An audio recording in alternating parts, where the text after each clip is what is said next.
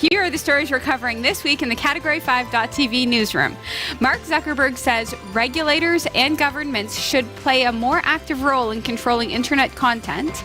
TP-Link's all-in-one SR20 smart home router allows arbitrary command execution from a local network connection.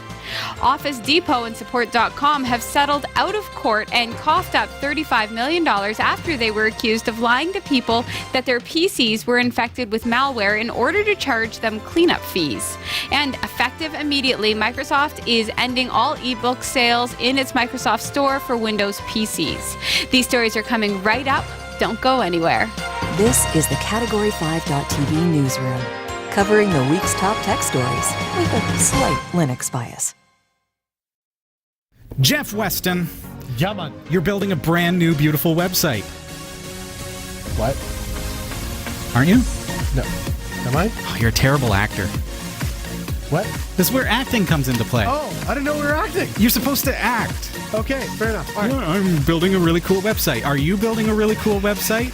Just because Jeff is confused doesn't mean you have to be. Visit cat5.tv/dreamhost to sign up for unlimited web hosting for your website with unlimited email accounts, MySQL databases, the latest version of PHP, WordPress, and more, and even a free domain name registration. It's less than $6 per month, so sign up today.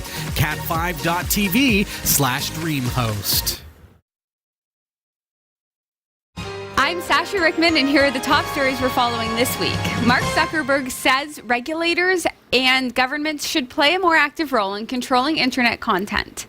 In an op-ed published in the Washington Post, Facebook's chief says that the responsibility for monitoring harmful content is too great for firms alone. He calls for new laws in 4 areas, quote, harmful content, election integrity, privacy, and data portability.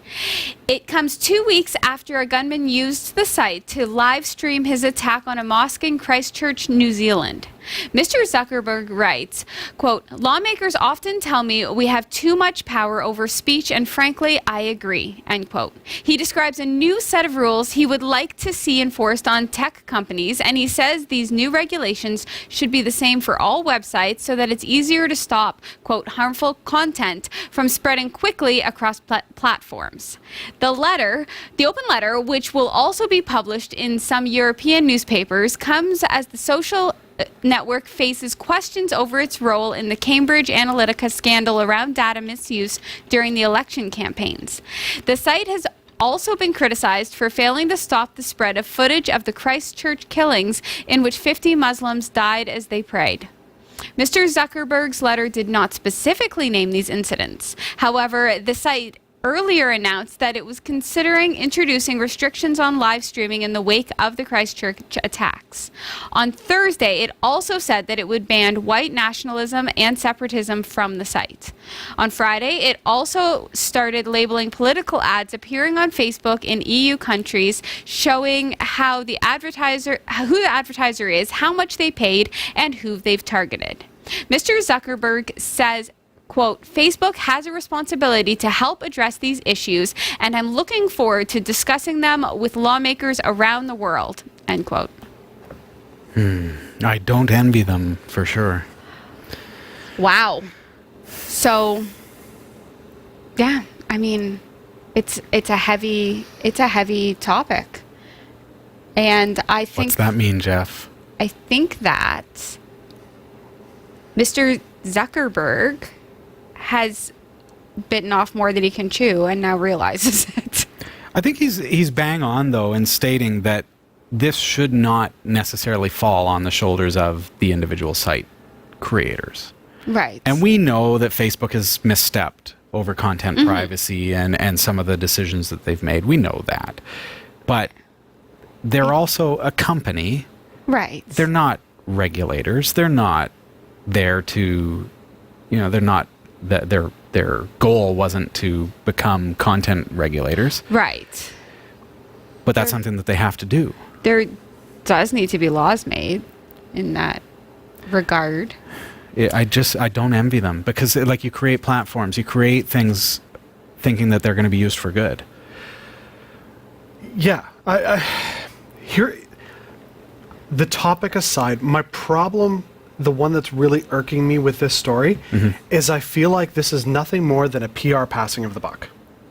Like There's an essence of that, Yes. Jeff, we've but just gone through this massive investigation in Congress and all that kind of stuff, dealing with Facebook and what's going on in the internet. And the whole time, Zuckerberg's like, I don't know what you're talking about. We just sell ads. That's what we do. It's not our problem. We don't know how people use a platform.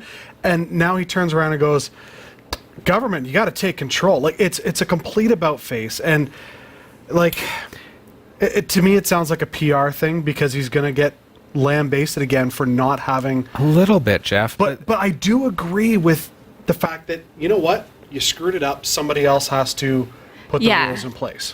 I feel like this is a little bit him saying, this is just too much for me. And it's true, it is too much for him. Well, It yeah, is. Yes. He needs help. we've been And for saying his that for company. years. Right, but I and think for that, his company. Like if I yeah. founded a company that had this really great feature set, I don't ever think, oh, this is going to be used for this purpose. Right, exactly. That's where I'm like, yeah, it's definitely a PR thing. But at the same time, I would be beside myself as a CEO, as a founder of a company to be like, okay, what the heck am I going to do? Right. Like this is not what this was built for. Well, it's not. But I mean, at the end of the day, if technology has taught us anything, it's that the original purpose is not what it ends up getting used for when it comes to humans. We Right. find another way to use it. And, Right. And As I a don't know creative how you person, though. regulate this, though. No, I know. But is he not correct, at least to some degree, in saying that this should not all fall on him, his company, and similarly, it shouldn't all fall on YouTube and Google, and it shouldn't all fall... Like, there Yes, should be... Yes. Yeah. Because that was never the intention. This is not what it was built for. And also, their company is not a regulator. No, it's not. I agree. There should be some parameters around it. What bothers me about this is I feel like it's a total, hey, I'm not the problem, when all along he's part of the problem. He started the problem, to be clear. Yeah, no, there's a like, part of Facebook that, for changed the internet rules. Yeah. I remember when Facebook's whole thing was, well, unless you tell us not to, we're going to open you up to the world. And that was a Yeah. whole new concept. And ever since then, Facebook has changed the way everything's been done on the internet. And now we have this internet world we're in because of the influence of Facebook. So then to turn around and go, oh man, it's beyond us. It's like, well, didn't you think about the power you had before? Yeah. It's a little bit too it's late. so tough. But it's so tough. It is. It's hard. I mean, I think that right now he's said what he needs to say, and I think he knows now. Yeah, there does need to be more involvement and policies and regulations, and he can't implement them. It needs to be the government that does. Yep. And I want to say this with all due respect and with a certain sensitivity to what has gone on in Christchurch. But you are a hunter, and so you purchase guns. Yep. And some of our viewers, same thing. And it's the responsibility of the regulators in order to make sure that those guns are getting into the hands of hunters and into law-abiding citizens' hands. Yeah. There's Not- regulations on all that. Right. And not to make that as a comparison, but just to say, isn't it sort of similar in that it shouldn't fall on the manufacturer or on the creator of the tool to regulate it? And that there should, I think he's very correct in saying that this should be something that the government is stepping up and regulating. I'm not saying that I'm for or pro, or anti-regulation. I'm just saying maybe it should be, if it has to be regulated, it should be on a higher level than the individual companies. It shouldn't fall on Facebook. It should fall on the government, because the government can make that a blanket regulation that impacts all of the social media sites. If Facebook goes down and another social media site rises up, I want those same regulations to now impact the security and privacy and everything else, Yeah. and the way content streaming is used on those platforms as much as they were on Facebook. No, So shouldn't it be the regulators or the government that is in charge of that? Yeah, I agree. That's what government's role is. It's to keep the country and its population safe and to make sure everything. Yeah, and it's not runs. just a physical safety. No, it's so much more. But I mean, I anyway, yeah. It's tough. I mean, I feel like it's a we could go very on and on on open-ended. this It's one, a very yeah. open-ended conversation, and we could have loads of opinions. Please share yours. Comment below. Let us know what you think. Just post a comment, and we'd love to have that discussion with you. TP-Link's all-in-one SR20 smart home router allows arbitrary command execution from a local network connection. Last Wednesday, 90 days after he informed TP-Link of the issue and received no response, Matthew Garrett, a well-known Google security engineer and open-source contributor, disclosed a proof-of-concept exploit to demonstrate a vulnerability affecting TP-Link's router. The 38-line script shows that you can execute any command you choose on the device with root privileges without authentication. Garrett explained that TP-Link's hardware often incorporates TDDP, the TP-Link Device Debug Protocol, which has had multiple vulnerabilities in the past. Among them, version 1 did not require a password. Vulnerability to a local attack could be exploited if an attacker manages to get a malicious download onto a machine connected to an SR20 router. Garrett is urging TP-Link to provide a way to report security flaws and not to ship debug daemons on production firmware. Oh man. So, yeah. A router, so you don't necessarily think about it, but the router, the device that you plug your internet into and all your computers into, is a computer. Yep. Right. And that computer, if it's stupidly configured, can Which- run arbitrary code, or in this Yep. case, pretty much anything that the Yeah. attacker wants to run on your TP-Link router. Now, the first one didn't require a password, but all the rest of them since then have. Is that, I suppose? Well, it has to do with the first generation of the firmware, Right. and some of that code is still in existence even in the Right. newer firmware. So Okay. the exploit can still affect future iterations as well.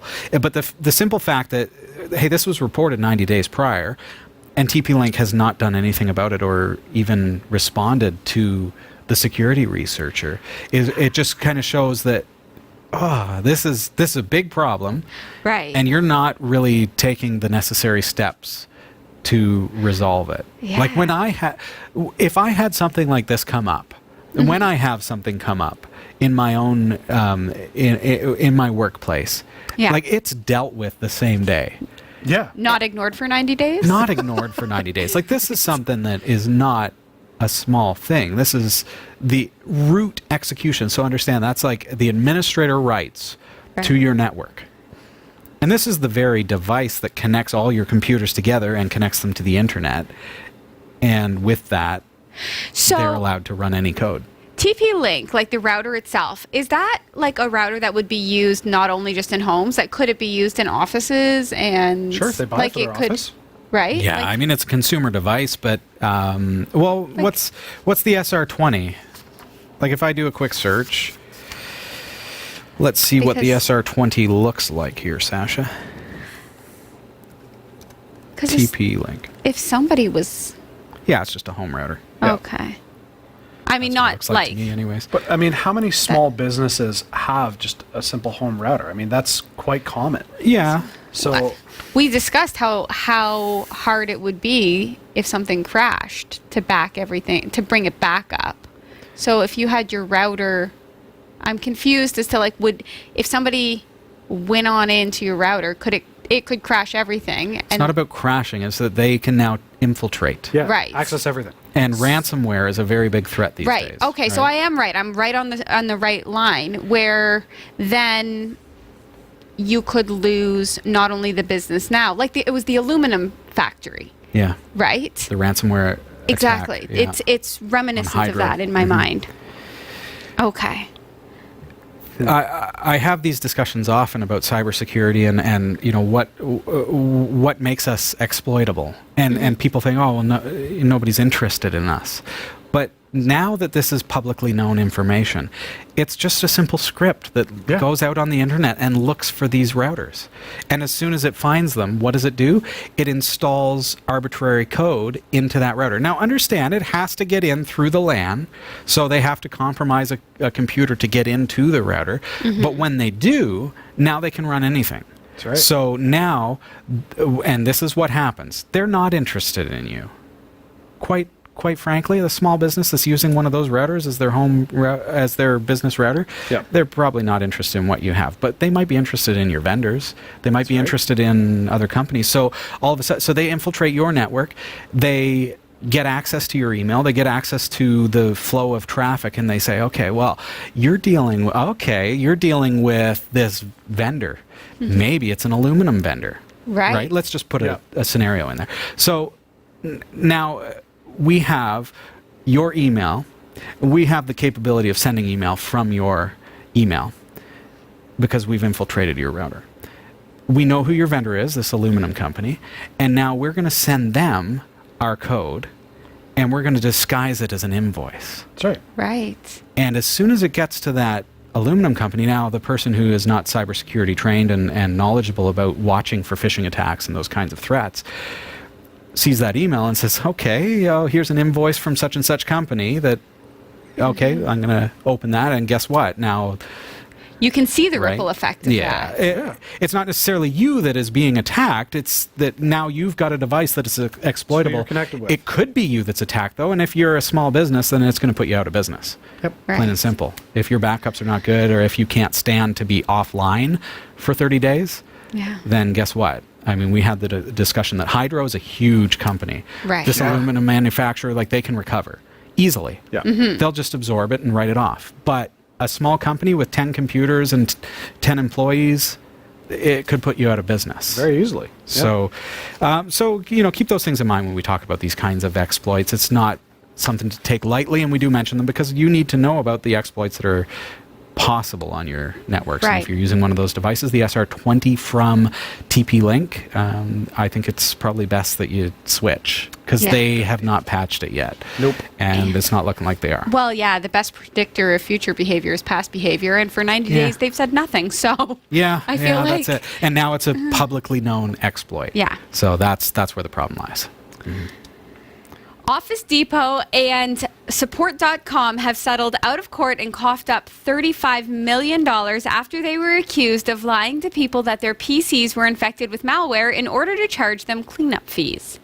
The lawsuit was brought against them by the U.S. Federal Trade Commission, which alleged staff at the tech duo falsely claimed software nasties were lingering on customers' computers to make a fast buck. The lawsuit, filed in southern Florida, claims the two companies, including Office Depot subsidiary Office Max, from 2009 until November 2016, misrepresented the state of consumers' computers by using a sales tool designed to convince people to pay for diagnostic and repair services. The complaint stated, quote, in numerous instances throughout this time period, defendants used the PC Health Check program to report to Office Depot's company's customers that the scan had found or identified malware symptoms when it had not done so. Additionally, in numerous instances, the PC Health Check program falsely reported to consumers that the program had found infections on the consumer's computer, end quote. According to the Watchdog's complaint, the PC Health Check program was incapable of finding malware. Support.com allegedly programmed the software so that whenever an Office Depot company employee checked any one of 4 checkboxes describing a generic concern, like slowness, before the scan started, the scan would automatically report the detection of malware symptoms and, for a time, infections. The FTC court filing explained, the PC Health Check program's detection of malware symptoms was entirely dependent on whether any of the initial checkbox statements was checked and not on the actual state of the computer. The cost for PC Health Check could exceed $300. The defendant, according to the FTC, bilked customers out of tens of millions of dollars. To settle the charges, Office Depot has agreed to pay $25 million and Support.com will pay $10 million. The money will be refunded to affected customers. So, wow. Can you imagine training somebody? Okay, when somebody comes in and they want their computer to be checked, just make sure you check one of those boxes because It may not be that simple, Sasha. They probably didn't know. I mean, I haven't seen the stuff, but I mean, you're not going to make that widely spread to go, hey, by the way, we're going to scam everybody. They probably just said, find out what they're in for. Oh, my computer's slow, or my, you know. And you got to remember, these are like employees at a retailer, Right. right? They're not necessarily highly educated technicians. These are folks that they check off the box and the software tells them what they're supposed to respond with. Yeah. Oh, well, the software tells me that, yeah, you probably have malware. So, like, it's like, could you imagine if the medical field was like this? Like, do you have a cough? Yes, it's cancer. You're telling me that the medical field isn't like that? It kind of is. And we're not going to go there. But, we're not going to go I there. have a question, really, that is Didn't mean to go related there. to this story. Yes. So this scan had no actual ability to detect whether or not anything was wrong. No, I don't think it said that. It said is that it creates a false positive. Right. My words, false positive. But It's all in the wording. Yeah, it did do a search, but if you ticked one of those boxes, it was programmed to come up with, hey, we got a problem.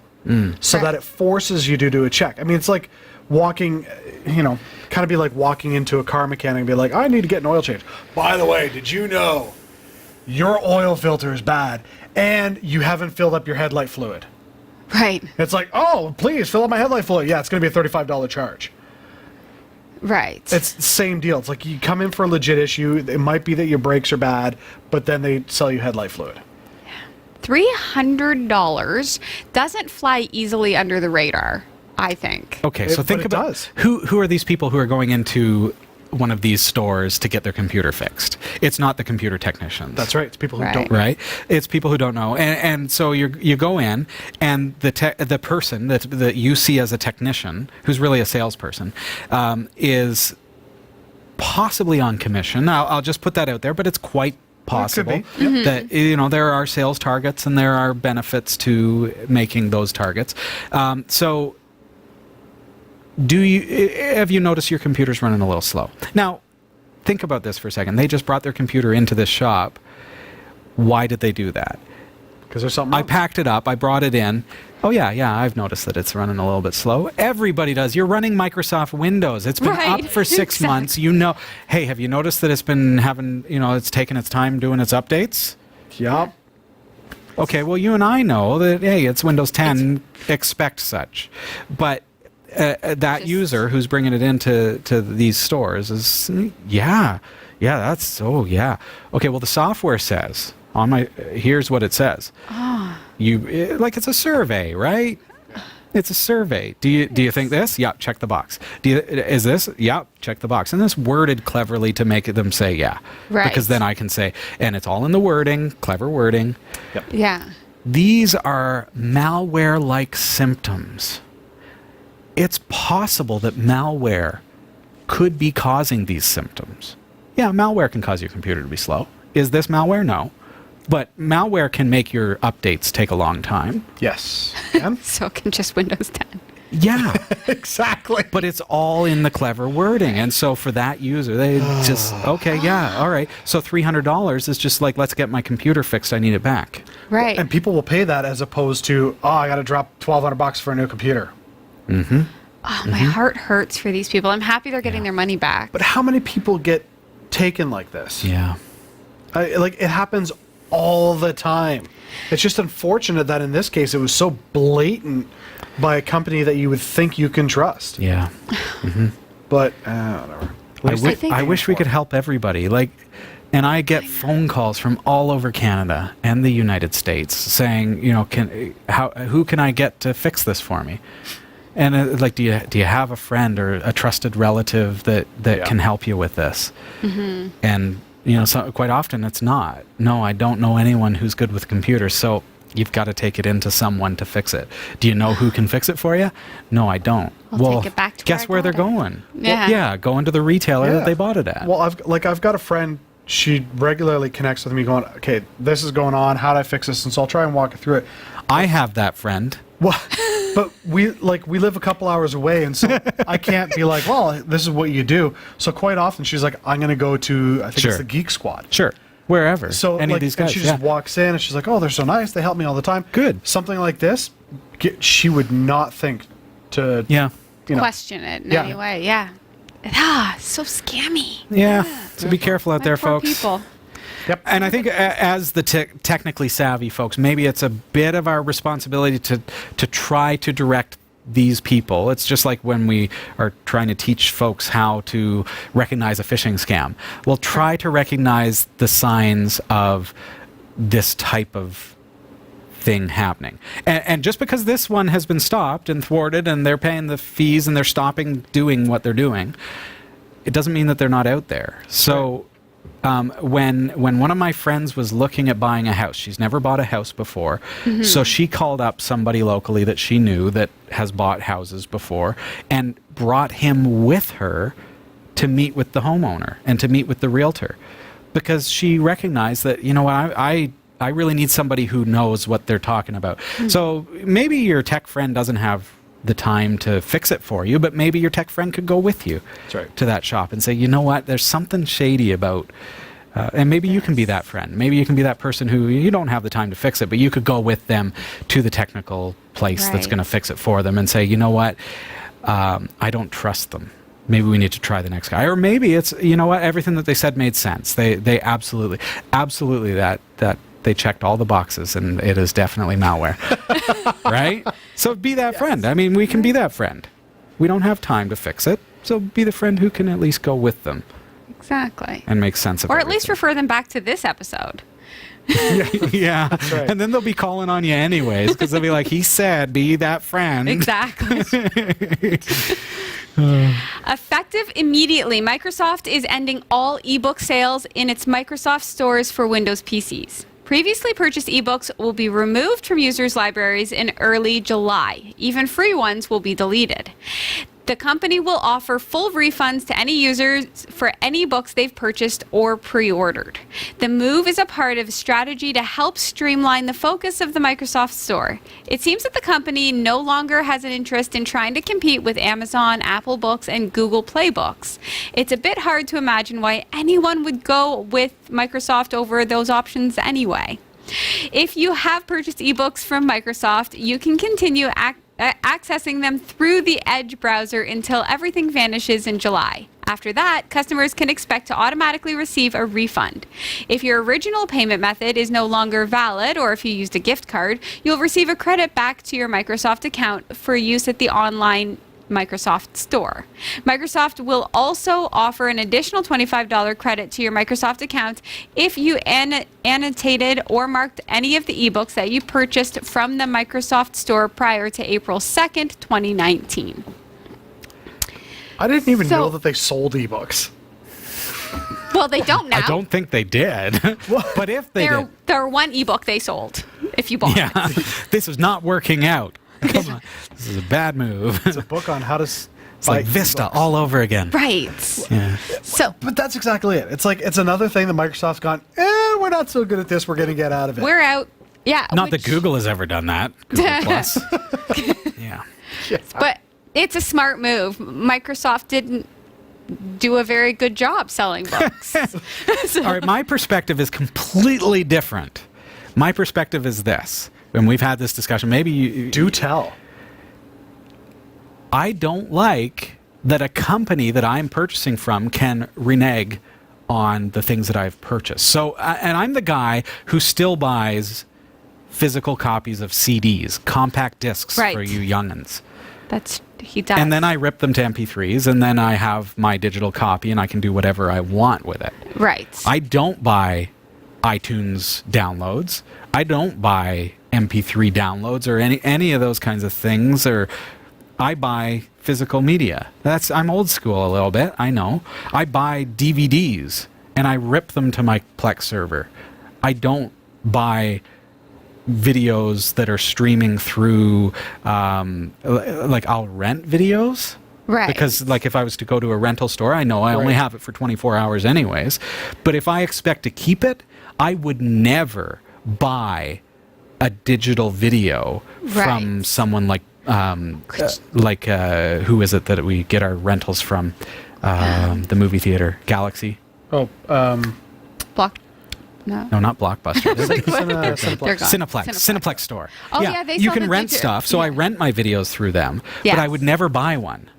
But that's me. I would physically buy a DVD and then I would have a But copy. could you not? And this is what I'm confused about in this is, okay, you buy a book. Well, it turns out you rent it because they're taking it back. But you buy a book from the store. Can't you copy it to something else? Can't you back it up? You can't do anything with no, it? that's not true. Not necessarily. Well, but if they have control. Well, you'd Yeah. have to find it within the file system, and then you but it all depends on the file format. Yeah, like but if it's an EPUB. Are you a hacker or are you not a Oh, yeah, but an EPUB file is different. A PDF file is different from buying a book from a store that gives you access to it within the store. Like if you had a Kindle app and you bought the book and you paid for the book, you can't take that out of the Kindle app. So if Kindle decided to just suddenly shut down, which they're not, Amazon's doing okay last I checked.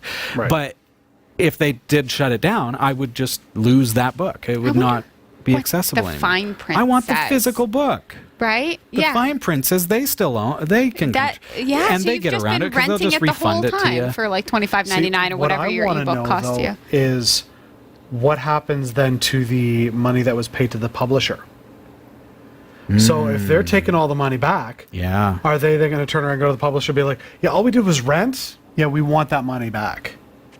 Good thing they only sold one book. We're not hearing about that though, are we? No, but is that the other side of it? Maybe it is. It's a good thought, Jeff. I would tell you. I have one per year. I just started listening to an audiobook in my car during my drives, and I would be livid because I am deep in it now and I am hooked. Oh, I know where you're going.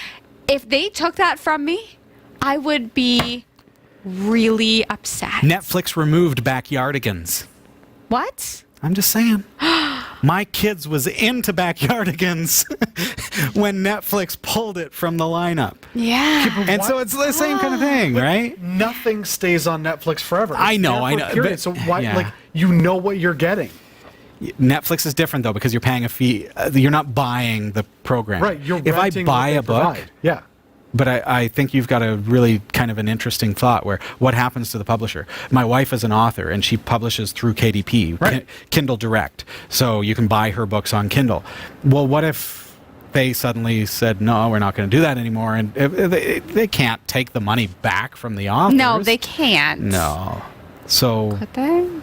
I don't But it know. hurts the authors. Sure. Because how many people are going, well, I had that book, but now I don't have the book anymore. Yeah, what was the book again? I Maybe don't it remember. helps the authors. Maybe now they have to go buy the hard copy.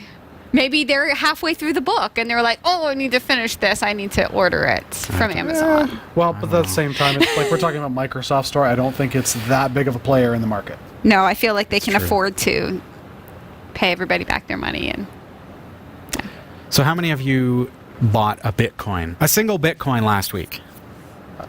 I don't have that kind of money.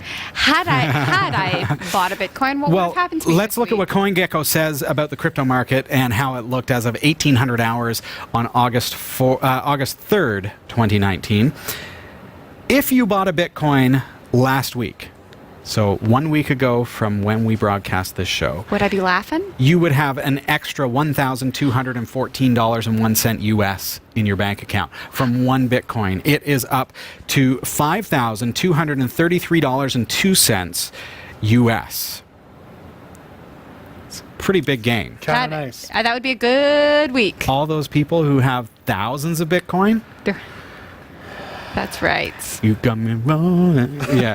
How much Okay. have they lost since like Yeah, it was 21,000 a couple of, yeah. Litecoin is up as well, $95.70 this week, up from 61 last week. Ethereum also on the rise, up at $176.54, gaining $38.64. So we're on the up and up.